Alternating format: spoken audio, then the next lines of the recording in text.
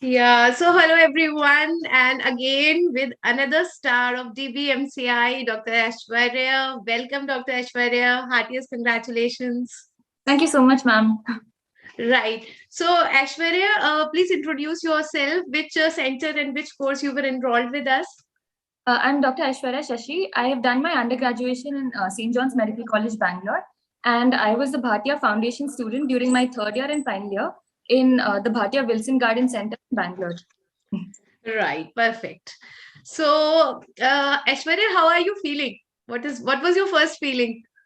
Ma'am, I know it sounds very cliche, but my first reaction was to just repeatedly check the results. Yeah, you cannot believe. I think I checked on 4 different devices before I accepted, okay, this is what I've got, because it was really unbelievable. Yeah, so you have done unbelievable job. We are really proud, right? So how did you started? Like you started the classes very, very early with us.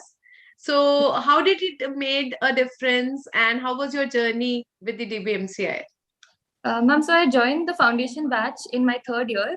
And I think that's a good time to start because in third year, you're in a phase where you can balance your academics and extracurriculars as well as classes, which definitely help because later in your internship, you won't have time to collect notes. So notes are the primary resource that any aspirant for any PG entrance requires. So I think it's a good idea to join a foundation course so that you can at least get all your notes in place. So in those 2 years, I was able to get notes of all the subjects and not just get the notes, like I was attending the classes and the faculty were really good. So it's an active learning process. And even though I didn't really revise those notes until I came to my internship and post-internship, like very helpful to have it because it's a full set of notes and it's your own set of notes. So that's very, very helpful. All right. So any special classes that you would like to mention that you like the most? First of all, I would like to mention Dr. Tamim's class. It was excellent. And that's one of the classes that I can still remember even attending. Like I can remember the concepts that he taught. And the notes that he's given, I could revise the entire medicine in 4 hours. So that's something that, I couldn't have imagined doing otherwise. And in addition, I really like Dr. Rajat's radiology classes. So he had a very extensive set of notes for his classes. So that is also really good. And Dr. Ashwin in anatomy, his diagrams and his beginning just completely changed the way I looked at anatomy. Because anatomy has always been a little fearsome subject. Yes, definitely. It's really, really good. So I'm very right.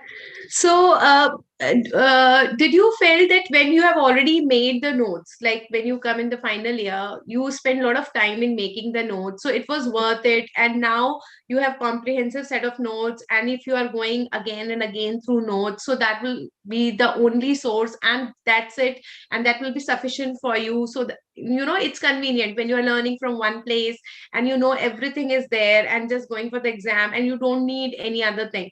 So were your notes complete when you attempted, like you attempted the NEET also, you attempted INI-CET, so you felt that that was comprehensive and you do not require anything else for that? I think I actually learned my lesson with each exam. So for the first INI-CET, which I gave in July, that time I had not read my notes much. I was like, okay, I have to finish, these big guidebooks. So I was sitting with books, and obviously it took me a long time to get through. I couldn't even finish most of them. And I didn't realize that I wouldn't be able to revise them. So there's no point doing it. So it was after the INI-CET that I really realized the value of notes. Because when I went back to it, many of the things were there. And instead of, running behind vast oceans of information, you should just, use what you have with you already. So after that, I decided that I would, use my notes as my primary source. And I did my first reading of my notes, as well as I think I did my first revision alongside my first reading because the exams were always lined up because of the movements and everything. NEET was within, I think, 2-3 months of INI-CET. So before NEET, I made sure that I did one thorough reading of my notes.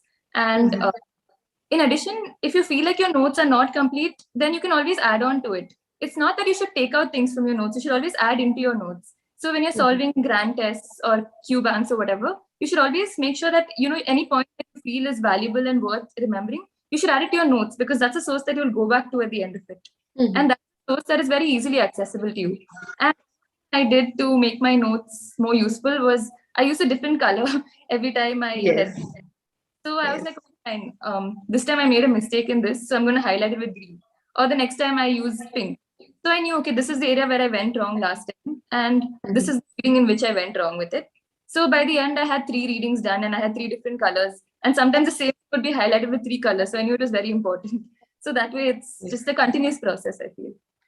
All right. So, what were your ranks, Aishwarya, in the previous INI-CET and NEET?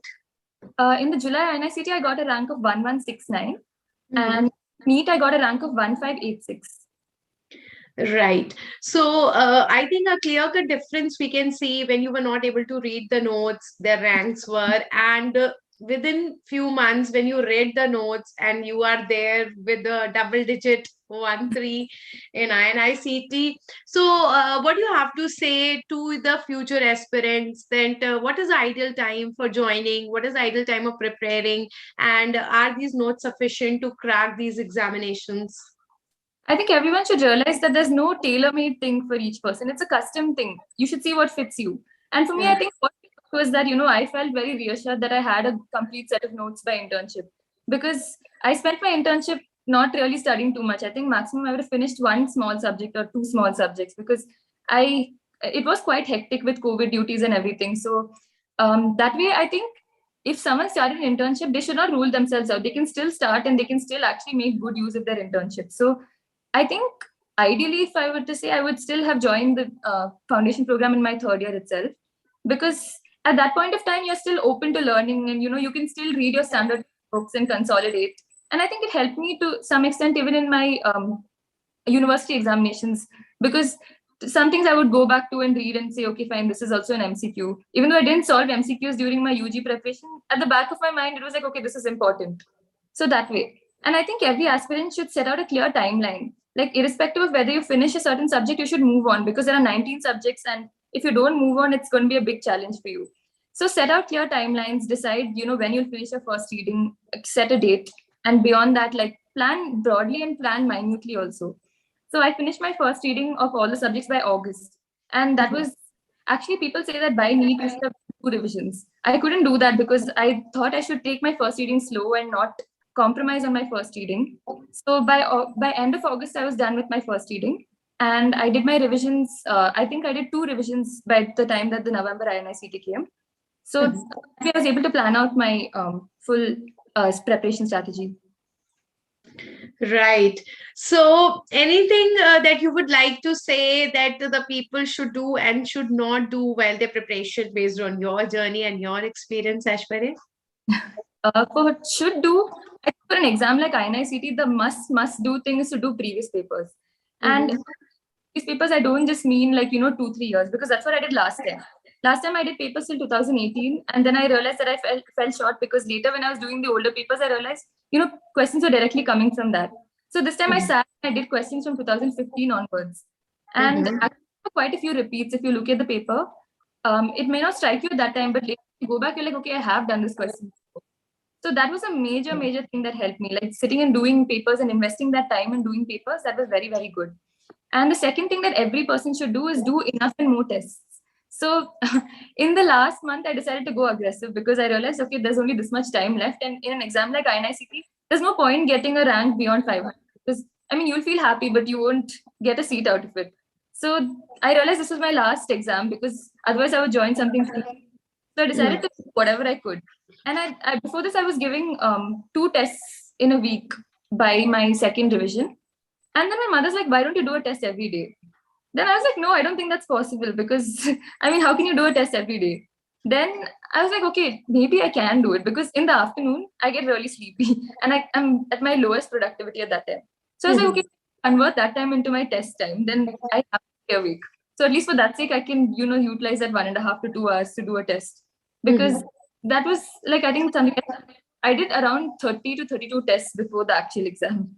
And Wow. that I had taken the DBMCI mock test of INI-CET. There was a set of 5 tests. And that was, I Yes. think, almost completely based on previous year's papers. So that was also very beneficial for me. And it helped to, see my progress and see where my rank was. And I was very happy that I could make it to the top 30 in that. So that way it was very nice.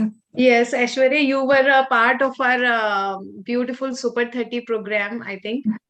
Yes. So you have done an amazing job. And I think you are a family of doctors. Your elder sister is also, My yes.